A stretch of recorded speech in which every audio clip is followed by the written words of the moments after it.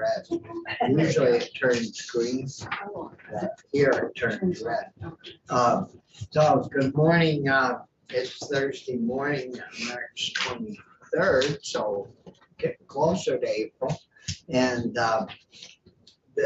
today is Small Farms Day here at the legislature. And glad to have you folks with us this morning.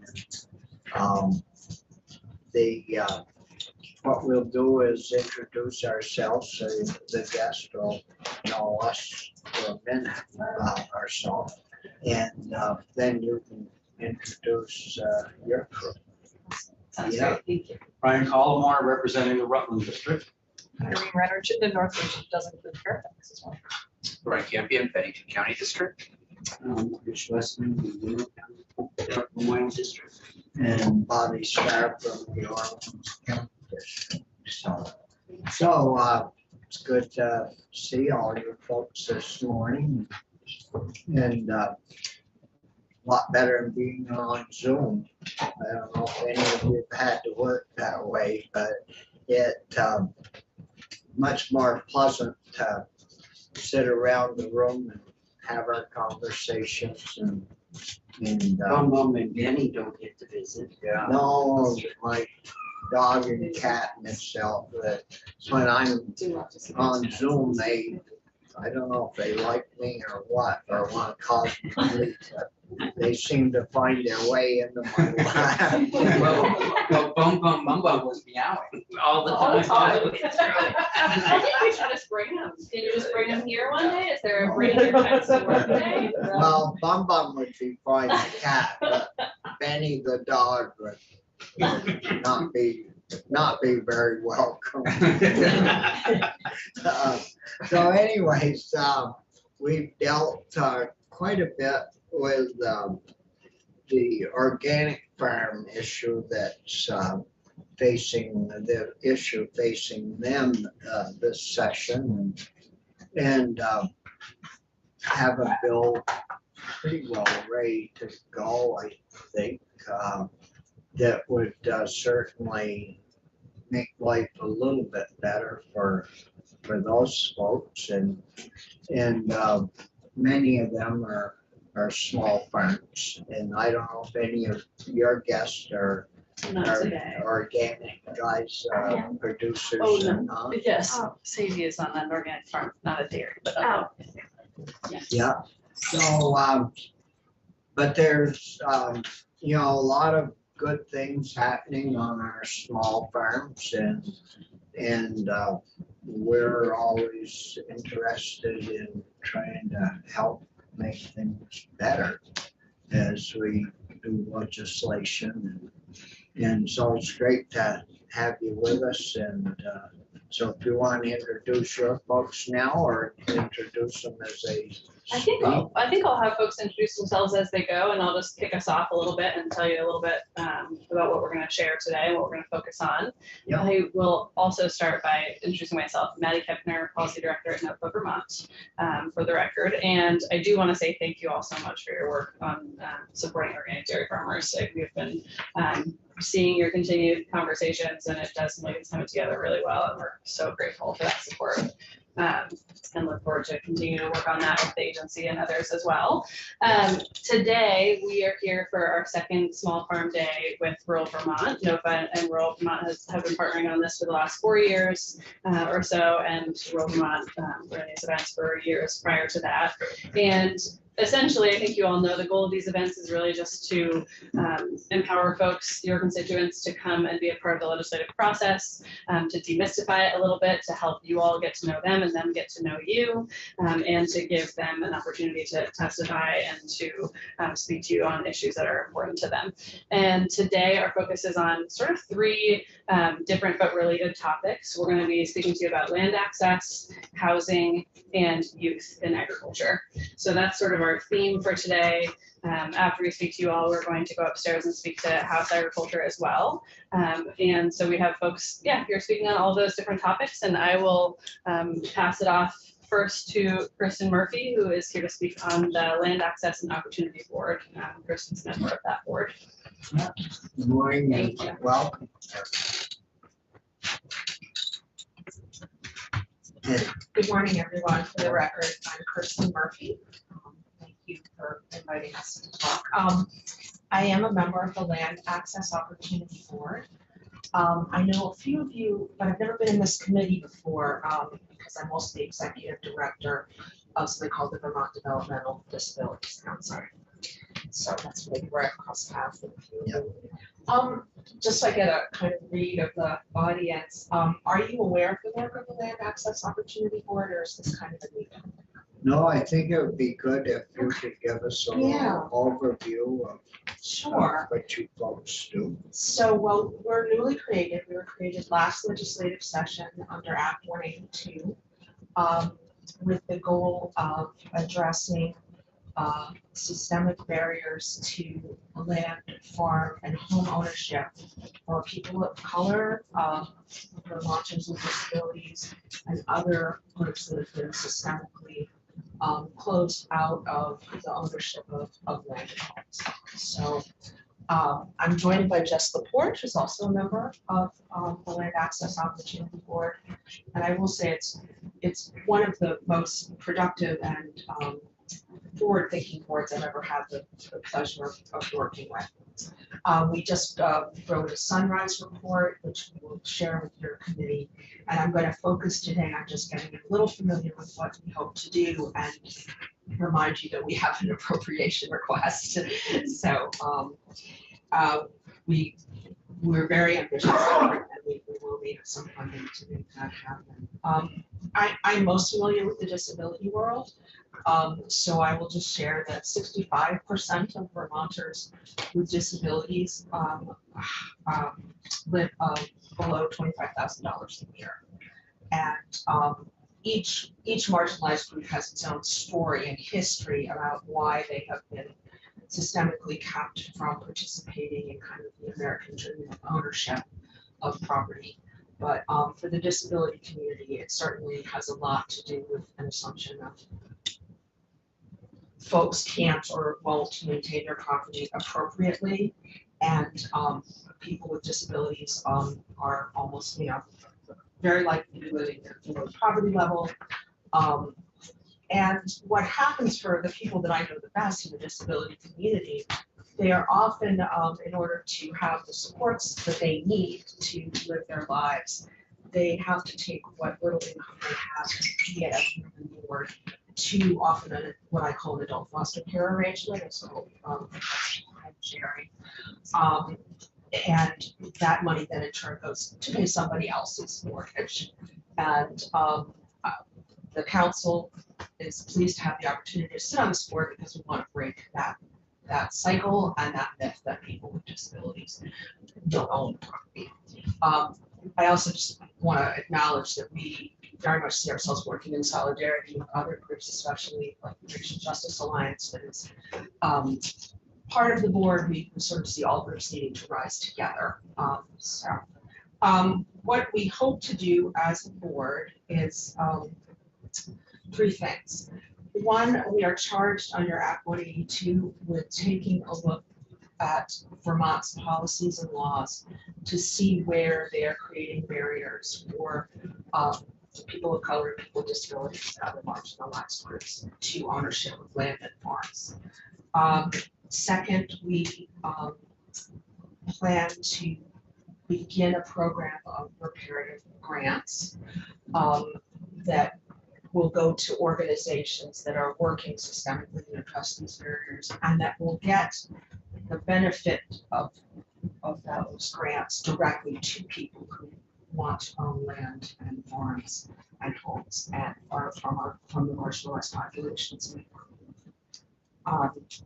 And third, we need to continue an ongoing organized dialogue with people directly impacted, people of color, people with disabilities. So we really, in our second year and ongoing, will be having a lot of sort of conversations with communities so that we are learning from the people impacted what they experience as barriers. For people with disabilities, for example, the process of ownership is completely illegible. It's very difficult, and there are no navigators to assist my community toward ownership. Yeah, the agencies that typically care for people with disabilities are not, they don't have the capacity to assist with ownership. Ownership is generally thought of as off the table. So that's the kind of thing that we want this for. I'm mindful of my time, so I will just say a little bit about our ask, which is we have a budget of 1.2 million for state fiscal year 24, and we're not the authority on how this works, but we also put it on the table. An appropriation, if there's one-time funding or some other mechanism to give us an appropriation of 4.8 million that would last over 4 years, would make it much more sustainable for this board to hire the staff that we need in order to do our work. I should have probably said at the outset too, we're not doing this in the dark or on our own. We are under the umbrella of the Housing and Conservation Board. They are very committed to providing the administrative assistance that we need, while at the same time allowing us the independence to question the systems of which they are part, that have maybe not always favored the populations that we see before. I'm gonna stop there and just see if you have any questions.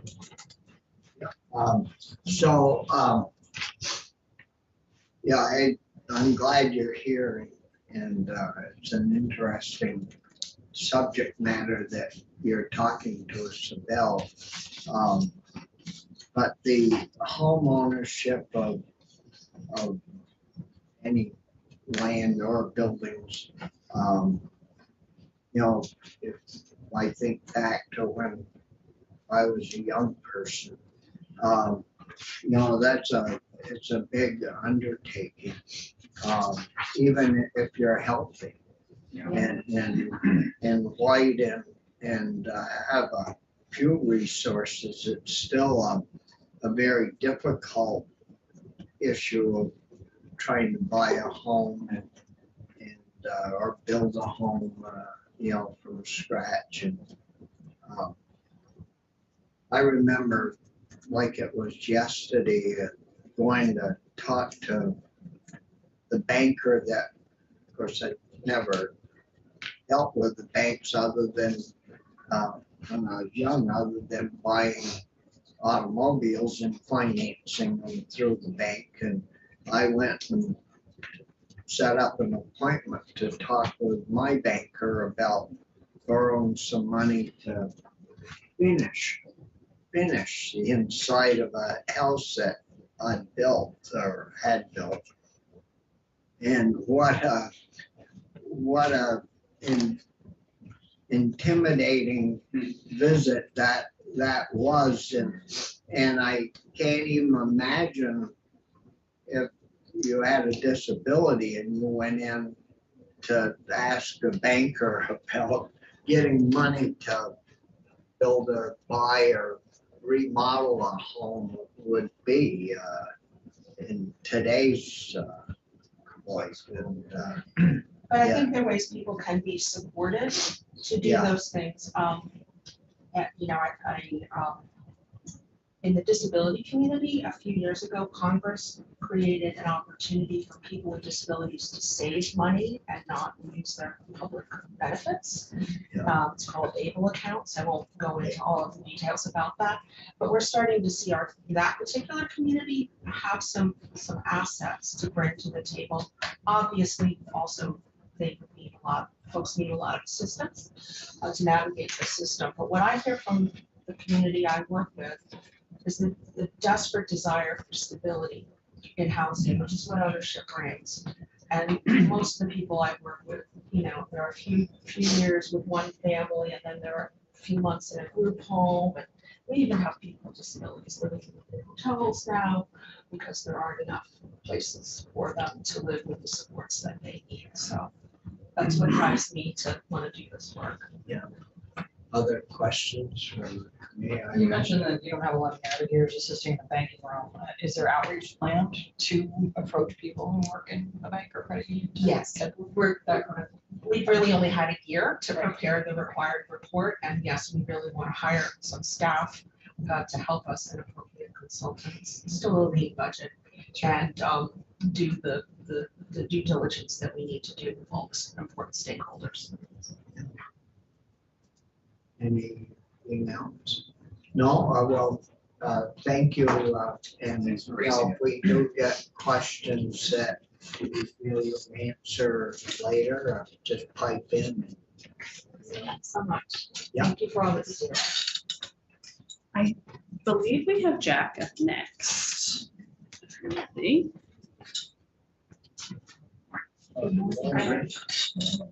Thank you so much for taking the time to meet with us. My name is Jack Michael. I use she, they pronouns, whichever one works for me, totally fine. I live in Randolph, Vermont, and I am the lead instructional designer for a software company called Brasilia. We help nonprofits with formation, growth, scale, fundraising, and education. Basically, I design all the online courses that help nonprofits do those things. However, despite that, despite having a solid middle-class income and having a fiance who is an architect in Lamar County, who also has a solid middle-class income, I cannot afford to become a farmer in Vermont, despite my best wishes, and certainly not for a lack of trying. The through line of my entire life from age 6, as soon as I realized that what they do in Jurassic Park wasn't really a career, I wanted to be a farmer. But at age 6, my father told me, "Girl, I'm sorry, but we're too poor for you to become a farmer." True story. And that sentiment has been the through line of my entire life and proven true time and time again. In college, I worked on my university's farm at Swanton University in the South. I helped take care of horses, I've raised sheep, I've raised chickens. There's never been a year of my life when I haven't grown enough food and more than enough food to feed my own family, to feed families in my community, often free of charge, or through a barter-based CSA. For my entire life, I have desperately wanted to be a farmer, but I cannot because I have never had the money to do so. After college, I watched my peers from wealthy families go off and do the woofing thing and get to intern on farms so they could make those valuable connections and so they could establish a pattern of showing that 50% or more of their income came from farming so they could take advantage of some of the programs like the Vermont Land Trust has. Because I do not come from a generational farming family, and because I did not have the privilege, the economic privilege, the safety net of being able to partake in those things that my peers did, I have never been able to establish that revenue. And so I can't take advantage of the programs from the Vermont Land Trust as far as I know. And even with 2 solid middle-class incomes, no personal debt, no student debt, and no children, I still cannot afford to buy a few acres of land and a house that's not falling into the ground in Vermont. It's disheartening. All I have ever wanted to do is farm. And the economic barriers that are set up before me are palpable. For over a year, I have been looking for a property, not even a working farm, but just a property that I could turn into a farm and finally have that farm that I've been working towards, dreaming of it for over 3 decades. And every single time a cash buyer from out of state comes in and buys a vacation, somebody swoops in with a better offer, 20% over asking price. I can't compete with that. And if I can't compete with that, with all the privilege that's inherent in my life, imagine how folks who are less fortunate than me, who might be even more capable at farming, feel. I don't have the answers, but I'm willing to work towards them and work with people to make it happen. What I'm asking for is for strides to be made towards equitable access to land, equitable access to farms, towards intelligent development that doesn't throw conservation by the wayside, but also acknowledges that a state who has literally paid people to move here in the middle of a housing crisis, that we have to make sure that people who are already here, people who even if you weren't born here, you brought yourself here, of your own accord, your own money, your own will, and your own desire. We've got to make sure that people who want to own homes here can, and people who want to be farmers here can. before we exacerbate the crisis that is already taking over our brave little state. I don't know the answers, but I'm willing to work with whoever can help me to figure it out. I feel lucky to own a home here in Vermont on a scrubby little quarter acre that's not particularly suitable for farming.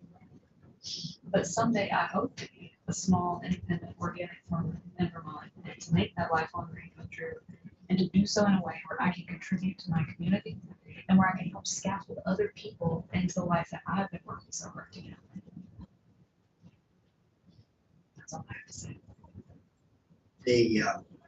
I think, you aren't alone in your drive to try to purchase or have a small, operating, some type of not dairy, but fruits, vegetables.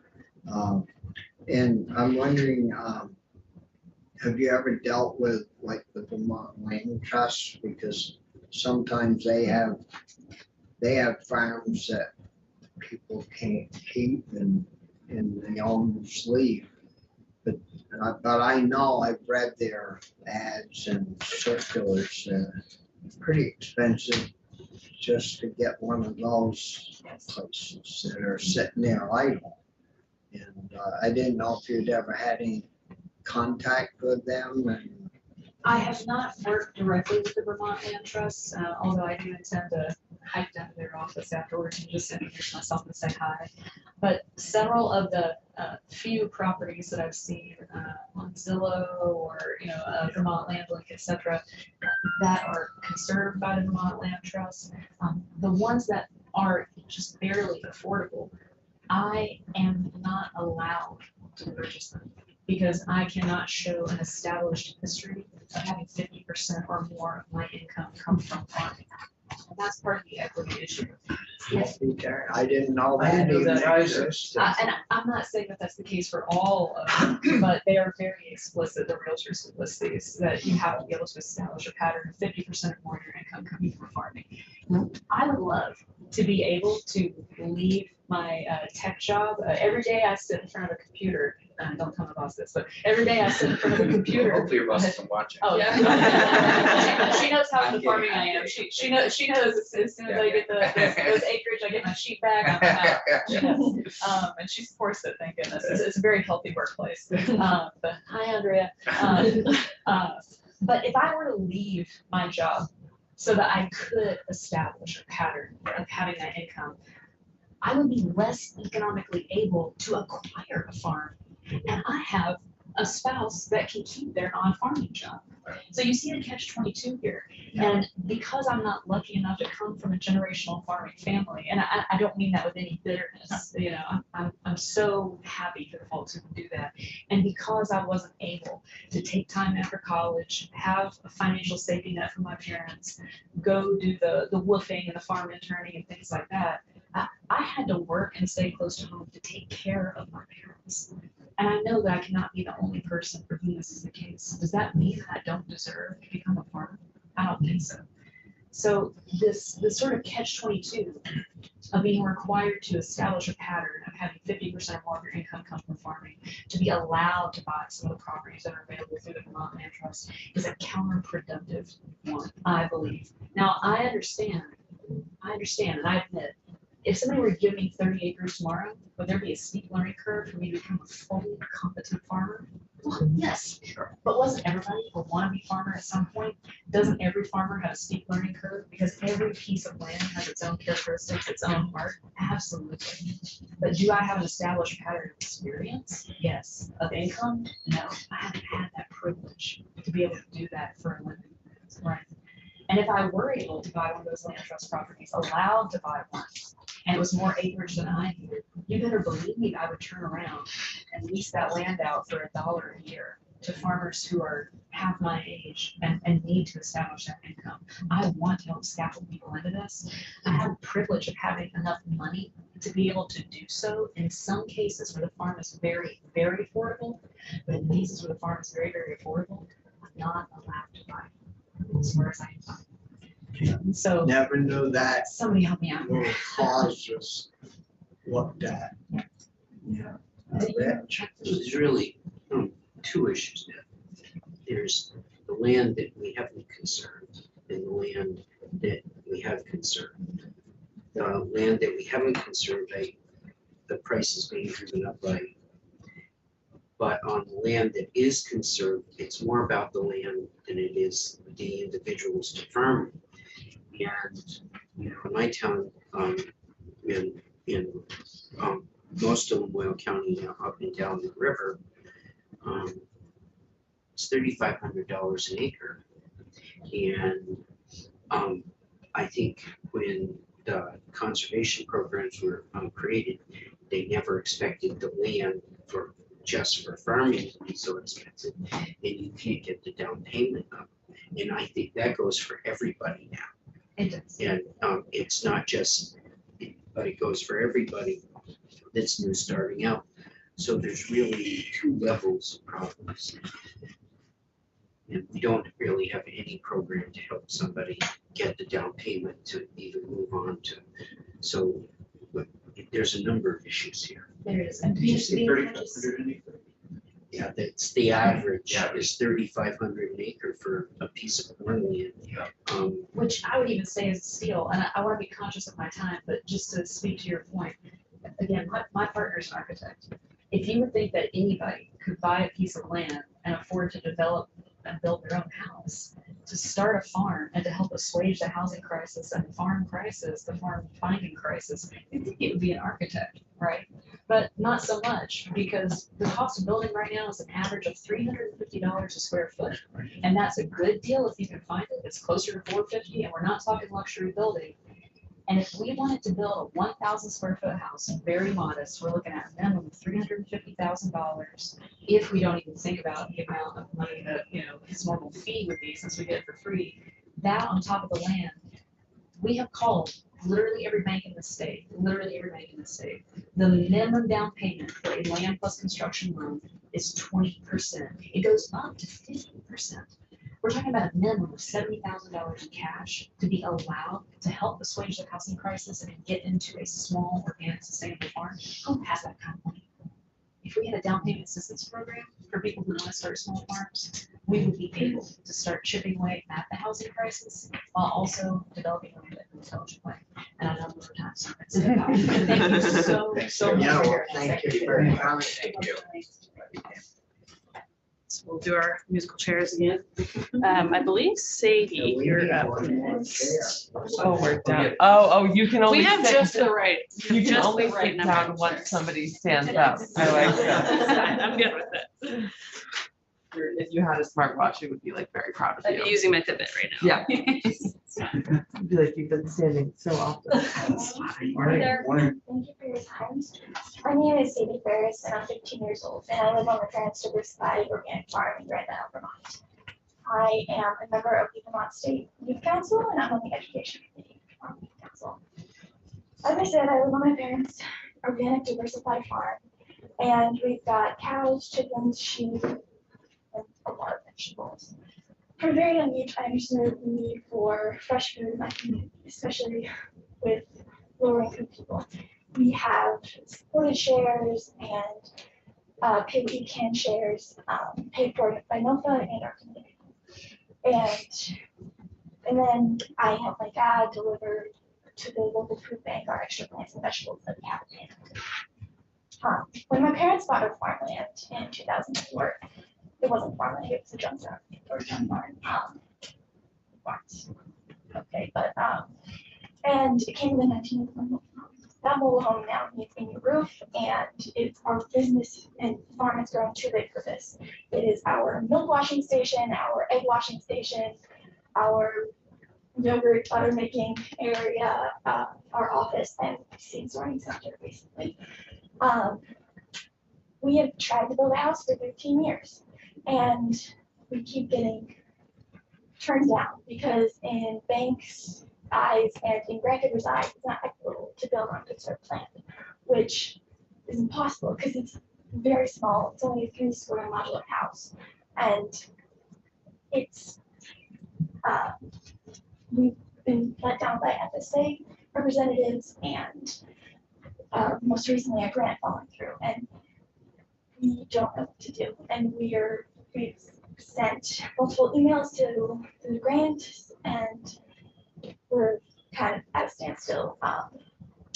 Hopefully, we'll have it built in the next couple of years. Yeah, on a lighter note, while growing up on a farm has been challenging at times.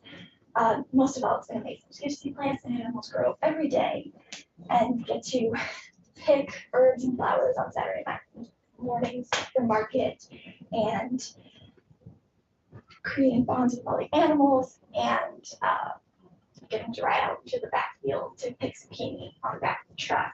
My mom making stuffed squash blossoms or swimming in the lake on really, really hot days. Or bringing a small herd of rams that hay every day. And waiting for lambs to come because we've got 14 DQs due any day. I like to cook and bake all the fresh meats, fruits, veggies that make the best pies, burgers, and what we call corn chowder. For my mom, and with my mom, dad, sister, I have made butter, yogurt, and cheese from our cow's milk, skirted mold, prepped to be spun into yarn, pickled so many cucumbers, made so many tomatoes into sauce, planted many plants in a transplanter, which is anything, and made jars and jars of hot sauce. So while I got to raise a steer named Hank, I was forever pardoned in the butcher because in my dad's words, he has a couple of delicious cows. Thank you so much for your time. I am happy to answer questions about the council as well. Yeah, questions? First, that's great testimony and really also just brings home some of the challenges. It's a terrific job. You said something there at the end that I missed. Can you just repeat your final statement there? It was about the skier in particular. First of all, I've gotten to raise my steer. His name is Hank. He's 2, and he's forever pardoned because he's the sweetest cow ever. Oh, so he's forever. Yeah, he's our pardoned. He delicious cow. is yours forever. That's great. And he tells us when the other cows are in need, which is nice too. That's great. And where do you go to school? I'm homeschooled. You're homeschooled. In what grade? Ninth grade. Great. Well, that's very impressive testimony. Great job. Well, thank you for coming. Yeah. Okay, I think we are moving on to you, Buster. Okay, Next. Morning, Buster. Good morning, leaders. Thank you for having us today.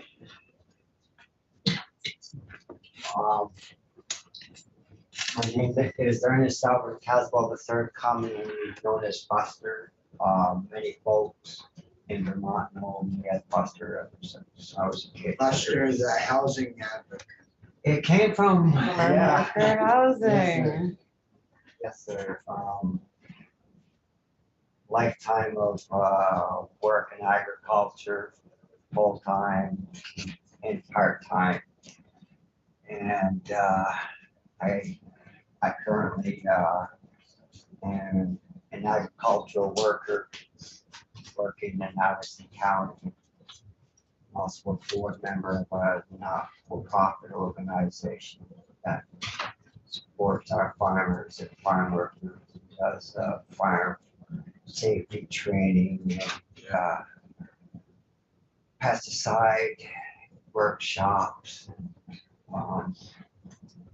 variety of other things, including housing in other states where our organization is located.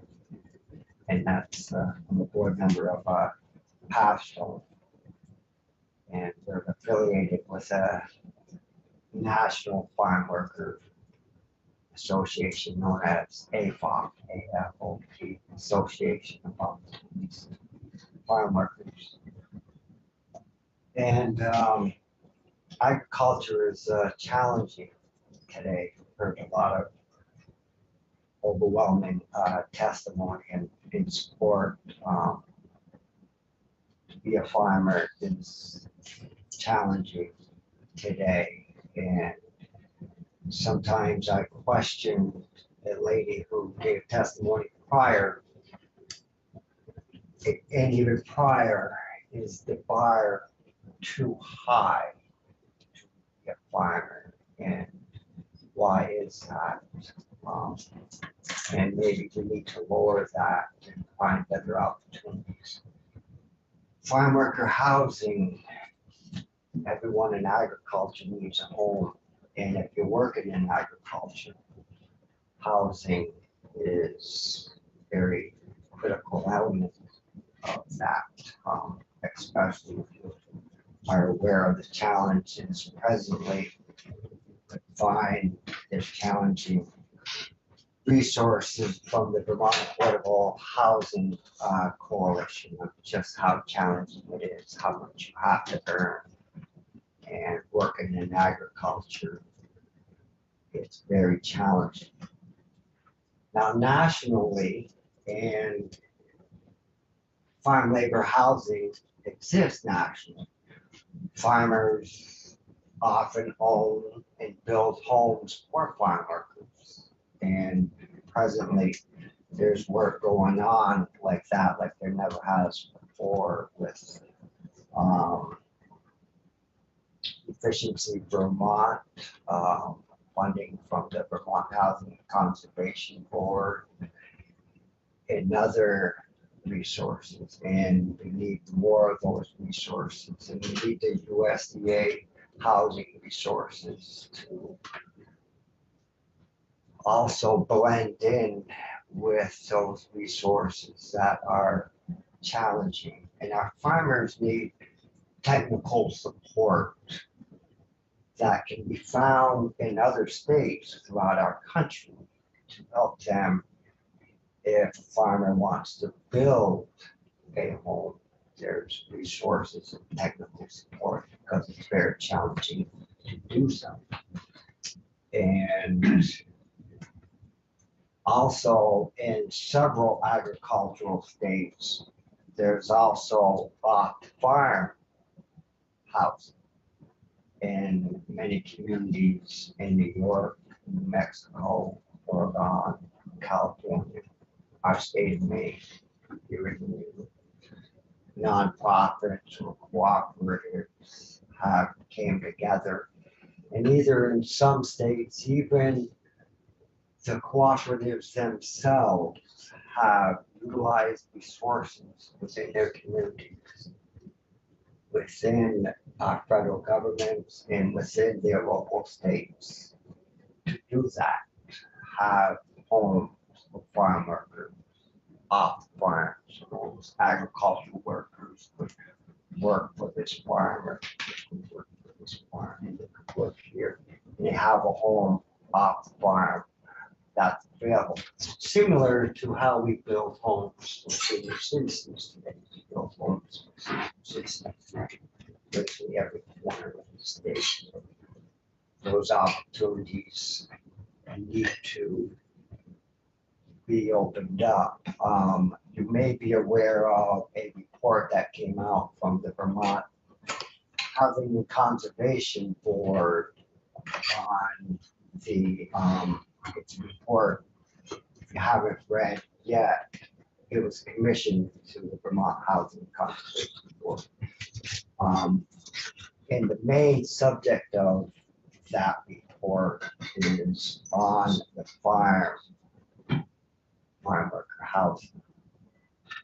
And a lot came out of that report, including the needs to rehabilitate, improve, build upon present farm worker housing. And Champaign Housing Trust, working with UVM and others today, are accomplishing that. They're working with farmers, they're working with resources, and that needs to be ongoing because those things take place at a national level, and it's just begun here in Vermont a few years ago.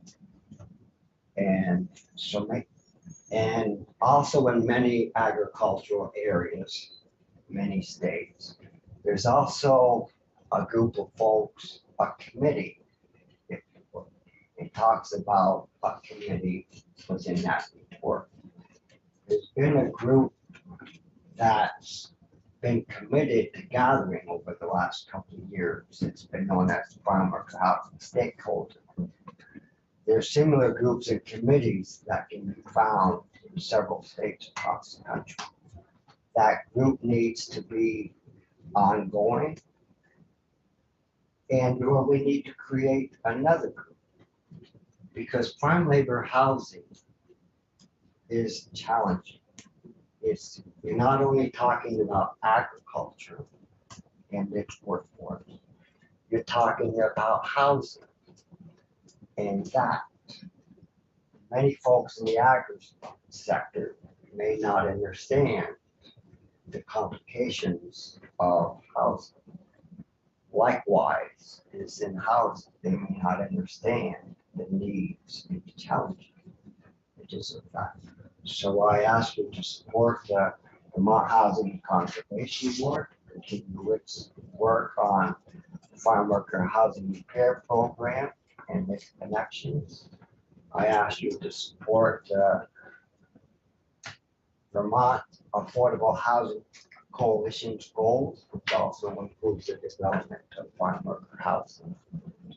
I ask you to support the Land Access and Opportunity Board. That board's work has just begun, and it lays out many, many opportunities. And these opportunities take time to create, and we should be supportive of that because we need farmers today and ongoing and tomorrow. We need that because we all need food, water, and clean air. And I ask you to support the next need, and that is housing. Farmers need housing, even beginning farmers today. So thank you for your time.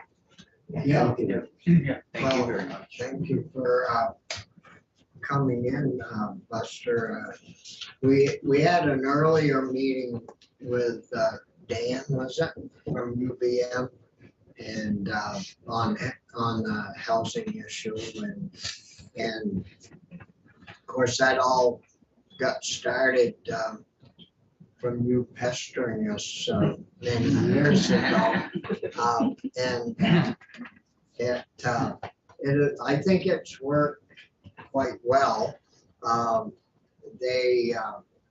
think the Champlain Housing Group have been doing pretty well by getting contracts out, and I know Dan spoke highly of the different projects. We had heard from Paul Stone from down in Addison County that built a farm labor complex for farm labor housing with maybe, I don't know, 6 or 8 separate apartments in it, all energy efficient. And I think he did a lot of that on his own, but through some group down there in Addison County. But you mentioned that USDA in other states help with farm housing and farm labor housing. Correct.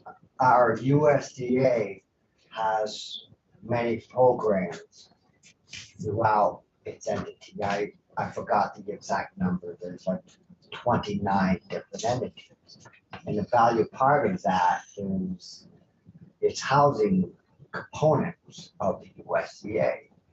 And part of its components are farm labor housing, exactly what I discussed. Repairing, rehabilitating, and improving farm labor housing. That's a resource, that's through the USDA.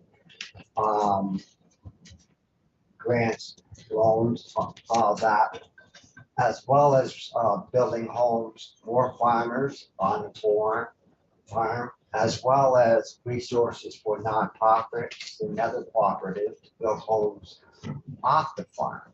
And they also have technical support for grants and so on and so forth for nonprofits and entities to sort of connect the dots and whatnot. And I believe sometimes those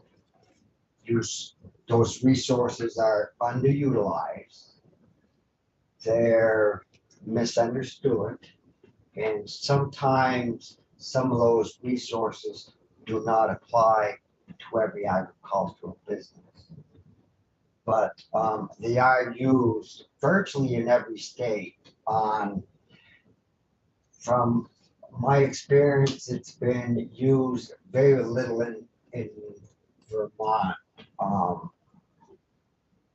And it's the funding resources from that, if you were to look for it, because there's like a couple different things on a national level, some of that has gone down. And the exact reason why you might want to ask our USDA housing sector, but there is a housing sector that has critical components similar to what's happening now. And they should be utilized when and if possible. We've been working so with John Roberts, USDA LD office in Burlington or in Burlington, Chittenden County. And we've been talking with him about the $100 million that the feds are putting out for organic dairying, and when we get him back in, he thinks he'll have a report for us by the end of this month. We'll make sure and ask him about the housing part of his agency, what they have to offer to Vermonters. There is a representative who may know more than John Roberts on that is also connected. I can't remember her name. I want to say Diana Young. She would be the most knowledgeable expert when it comes to housing and those kinds of opportunities. Because like I mentioned, the USDA has 29 like different elements. You know, you have its eco sector, there's plants, there's a variety of different resources for farmers. Does this Diane Young work at the USDA? Yes, she would be connected with the Vermont, New Hampshire. I believe she represents a lot of New England and whatnot. We do have that Sarah Waring. I was gonna mention. Yes, Sorry. she's knowledgeable. If you mention, I believe it's Diana Young, I could forward you the individual's name, but she could give you the best knowledge right there. I know years ago, we had a gentleman in testifying before the committee, and they were saying how Vermont leaves a lot of US dollars sitting on the table that we never apply for or ask for. And of course, at the end of the fiscal year, it gets sent back to DC, and it was Ted Brady. And so we put a program together over at VHCB, the Farm Viability, where they write grants for people to apply for US grant money. And golly, that, you know, over the years, that's brought millions and millions of new dollars that would have been shipped back to Washington, to Vermont, to help in a variety of different ways. So we'll certainly check that out.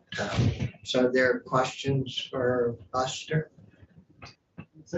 I appreciate your efforts. Yeah, the whole front of whole issue of the farm housing, without a doubt, yeah. And I think other industries too, you know, I think about colleges trying to build housing so that they've got places for faculty and staff. Hospitals, that's right, hospitals are popping up. Right.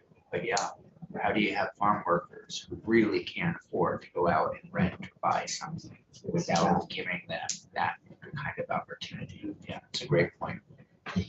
No. One more comment. Next week is National Farm Worker Awareness Week. It's a national event, and our governor issued a proclamation. So, thank you. Yeah, thanks, Westall. Thank you, Lester. Since we still have a little bit of time, a couple of our attendees had to cancel actually last minute. So before we break up, I might take the chance to also say a couple of things. The things I'm not sure if Maddie or Graham might want to add something as well. Since we didn't last week. We thought we'd have you until 10:30. You have to be at the house at 10:45. Oh, so we've got plenty. So we have time. So just for the record, my name is Caroline Gordon. I'm the legislative director with Wool Vermont. And I'm also a beginning sheep farmer in Tunbridge, Vermont. So you heard today just now, Kirsten was speaking about the Land Access Opportunity Board's efforts to really tackle land access for historically systemically disadvantaged communities. We heard Jack speak about, for someone who comes from a middle-class background, how difficult it even is to afford nowadays to go into farming. We heard Sadie speaking as a kid growing up in farming on a farm where they still work on actually building their farmhouse.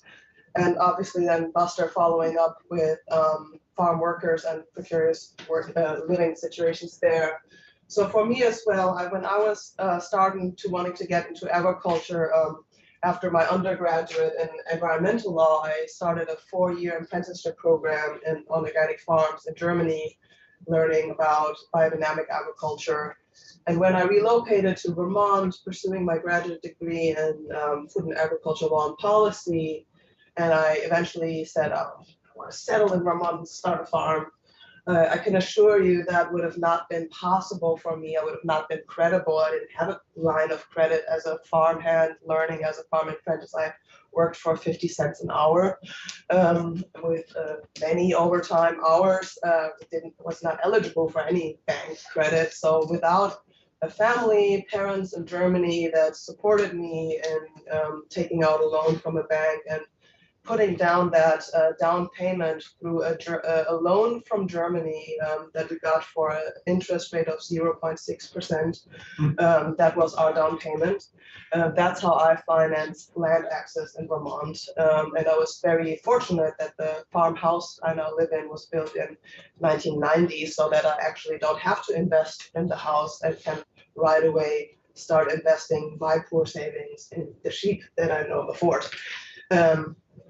And I just want to say that just so you also know that my success story of even starting to farm is based on intergenerational wealth and wouldn't occur otherwise. And as an organizer for Wool Vermont, we're interested in the subject of land access. It's obviously an issue that we're not leading on as a small 5 part-time organization, since there's so many groups already working on it that we support and are in solidarity with, but certainly within the Farm to Plate network, we have been tapping into the conversations around land access. And for me, with the person at Wool Vermont with the legal education in the pocket, I'm always scouting what are the policy recommendations.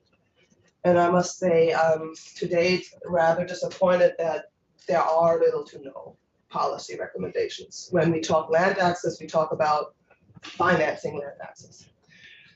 But that's not a policy. Financing these exacerbation, increasingly inflationary costs of land access is not a systemic solution to the problem, and can be a policy recommendation for how to move forward in this realm. And Obviously, outside of your committee, the housing crisis is being debated on that policy side. What can be the regulatory mechanism? And there are development bills in the make. And I just want to encourage your committee to bring this perspective, the agricultural perspective, the lack of affordability on all ends, and land access and agriculture, into those debates and really start a constructive debate on what can be feasible regulatory mechanisms to change this systemically.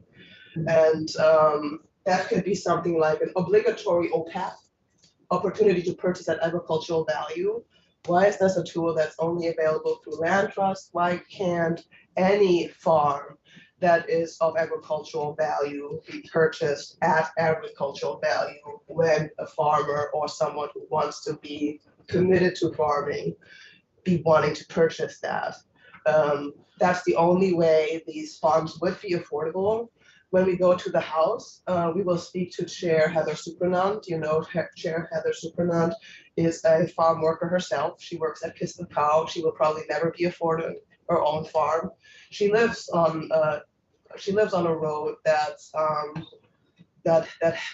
features a beautiful historic farm with beautiful agricultural buildings that are all intact. It's on the market on and off for $800,000. When I moved here first, I was sending the owners a basket of vegetables I'd grown with a handwritten letter, where I told them, if you want to support the next generation of farmers and ever see this beautiful, idyllic place ever be cultivated again and thriving again, and not just a shallow puppet that no one wants to heat because it only had a wood stove, then you wouldn't need to purchase, you need to sell this beautiful property for me for less than $300,000. Of course, I never heard back. Even from the vegetables? I mean, come on. No, I never heard back. And Heather and I sometimes look at that, drive by and eyeball that piece on the internet, and it's still for sale. I'm sure that price is increasing and increasing.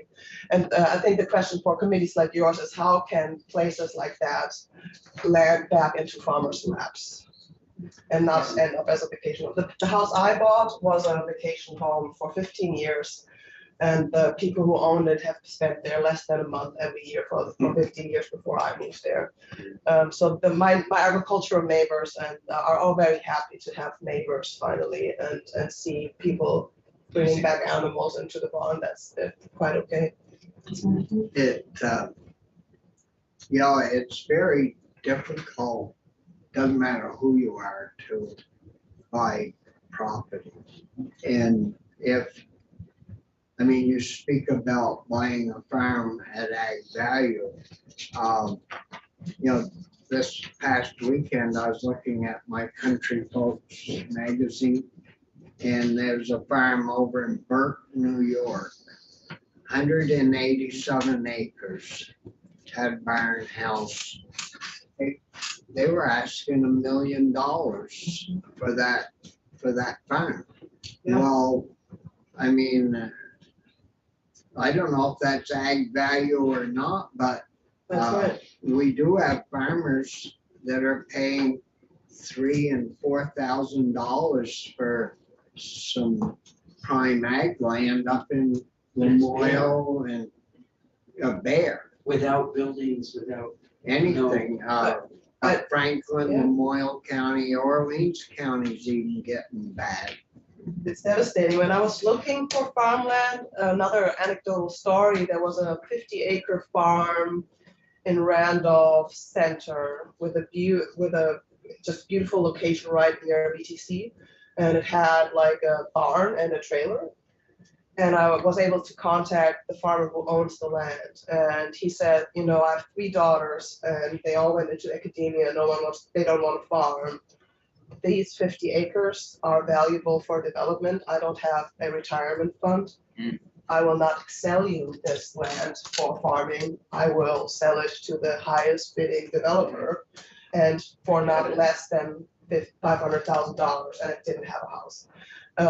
And so, that's not, also farmers who have land and don't have a retirement fund rely on their asset to sell high, to keep up with their future cost of living and the future of their families. And so it is a tremendous issue and many conflicts of interest, but if we don't start exploring regulations, we're already so behind here in the US on that end.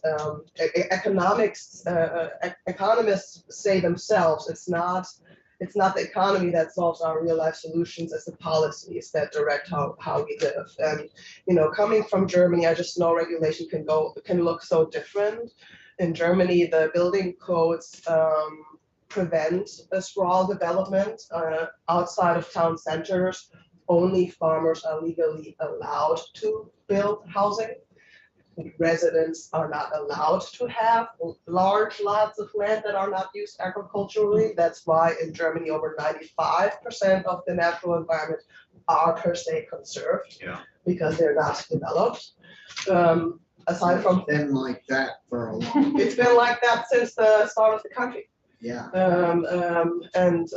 Only utility companies and public utility services are allowed to have buildings outside town centers. And so that's just as an inspiration from me, just knowing that in other countries, Norway, for example, in Norway, a farm can only be sold to another farmer. Every purchase and sale contract of properties that have agricultural value have to go to a farmer. But see, a rule like that would put you out of business because you're not a bona fide farmer. Exactly. So, Well, and I don't. Well, you could have a farm plan. I could have a farm plan. I don't know if it's allowed to not speak from the seat, but one. Oh, yeah. Not speak from this seat. we do round room discussions. Okay. That's good. Well, I mean, and just to build on this difficulty of like draconian policies regarding financing or transfer or things like that.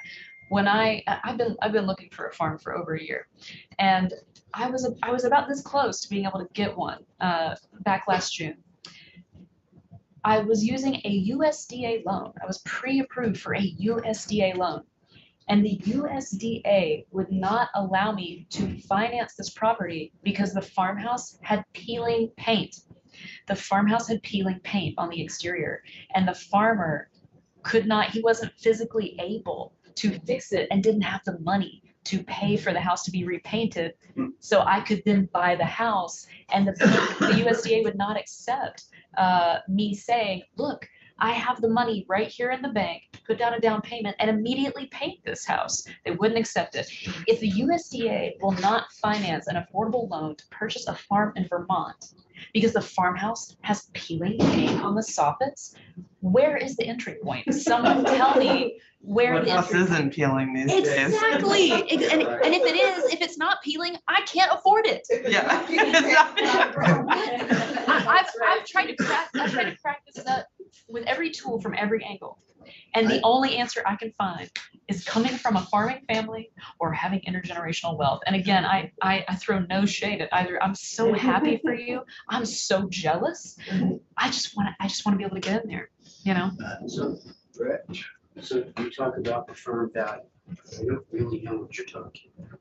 Amen. Yeah, I really don't, because for issues of taxation in the current use program, and a third of the state is in current use. And they do the calculation every year on what a piece of land will produce for farming for ownership to make it work. So this year, the agricultural land value is $456 that a piece of agricultural land will produce to be afforded for taxes.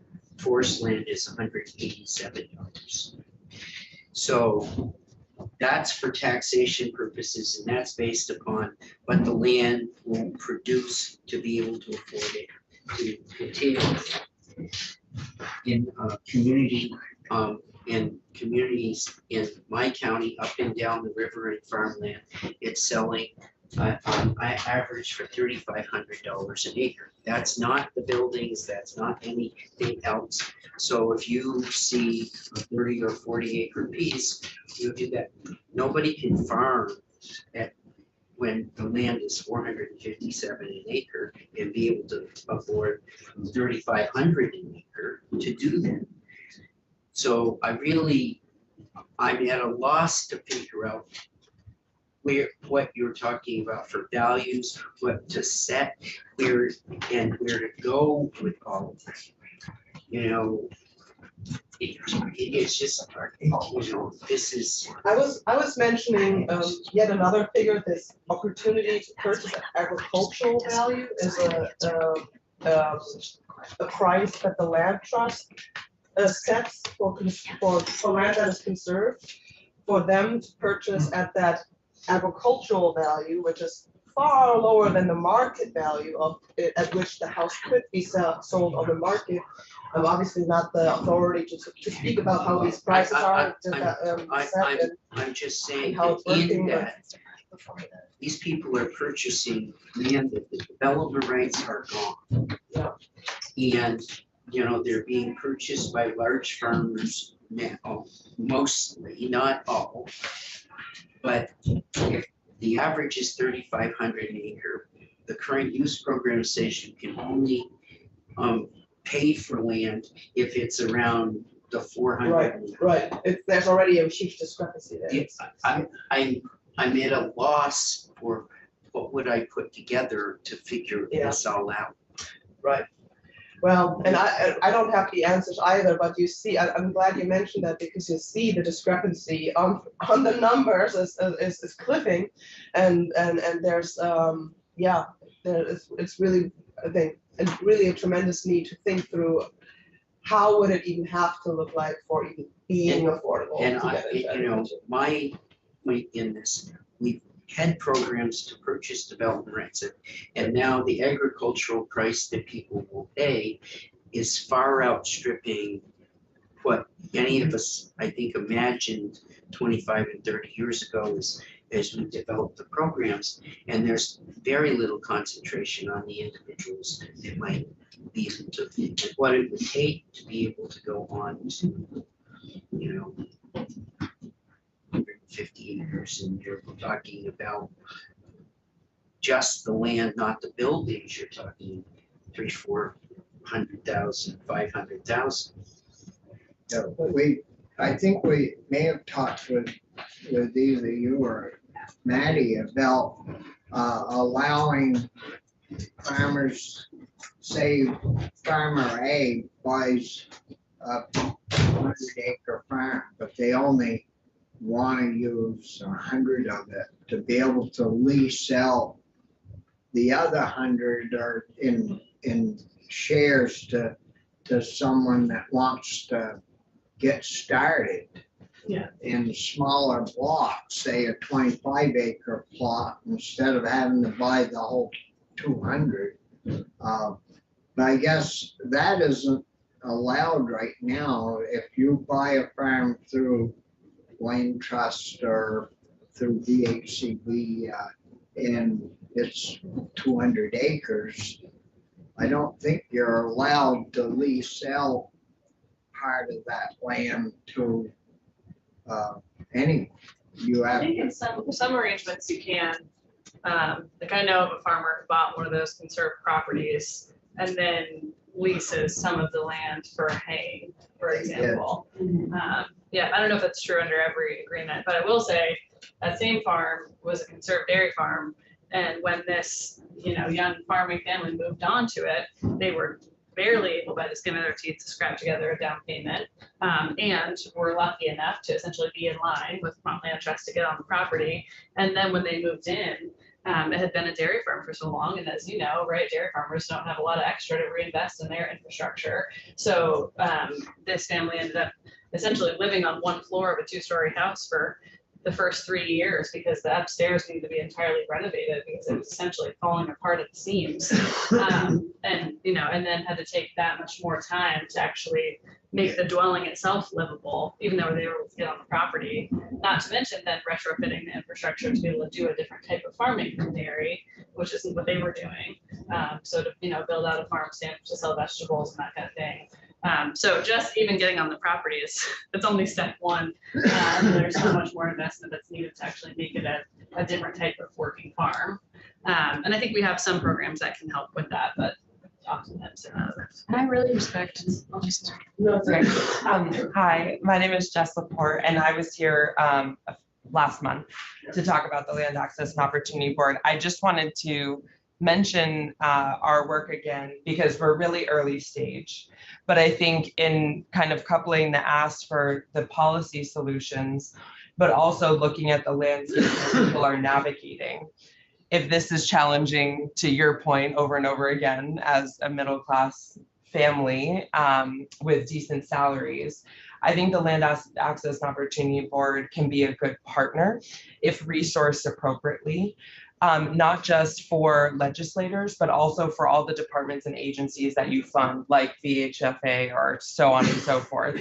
And we are under the Vermont Housing and Conservation Board able to kind of leverage their established programs, but to understand the unique needs for navigating those programs, and understanding, for the example of, VLT is supported with our state funding, and we also don't understand all the barriers that those programmatic requirements bring.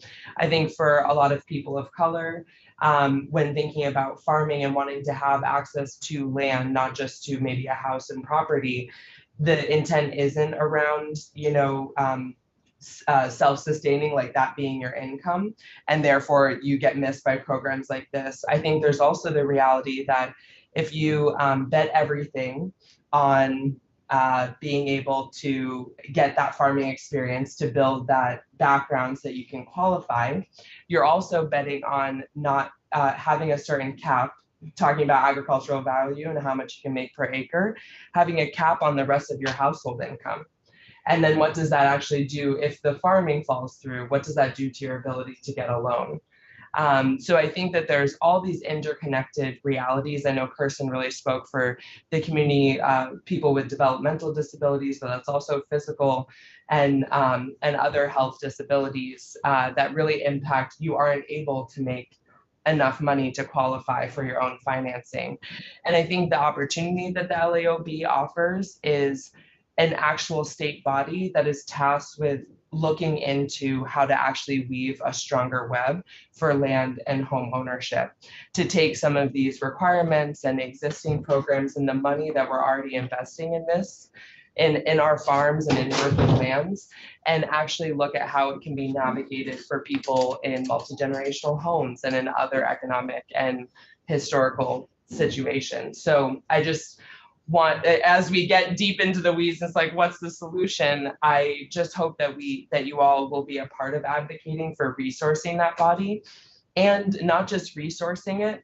If it's just an island that nobody comes to collaborate with, then it's not going to be an effective use of our funding as a state.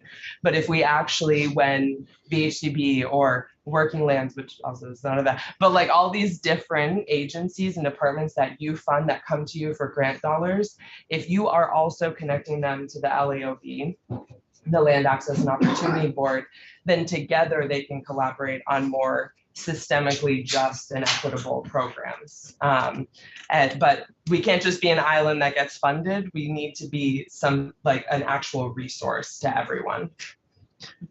Yeah, and obviously rural Vermont was extremely happy for the passage of the establishment of the LAOB last year, and we all support this funding request to not just look at the next year, but really look to the 4.8 million to have a more sustainable, because obviously even discovering this conversation today, it is a big can of worms, and there's a lot to unpack, and we want to see this work take place in a sustainable way. Yeah. Well, I think we've all got our work cut out for us, and to try to get this resolved in a fashion that's beneficial to the state of Vermont. And so we'll, when we have USDA in, we'll talk with them and question them about,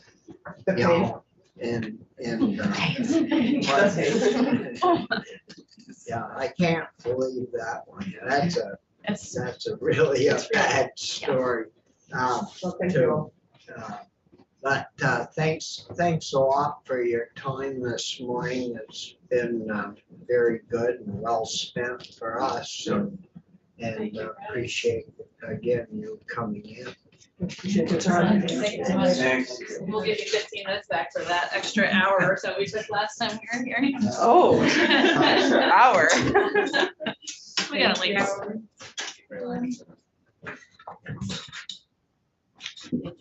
Take care. So. Now, the question, Yeah. I tell you, Jack. Sure. What's my- Back here. Oh.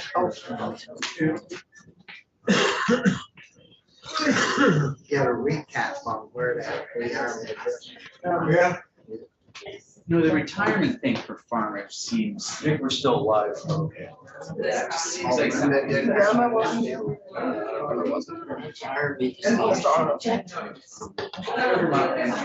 no existing farm family. Can you take us off? You have to sell time. Yeah, right.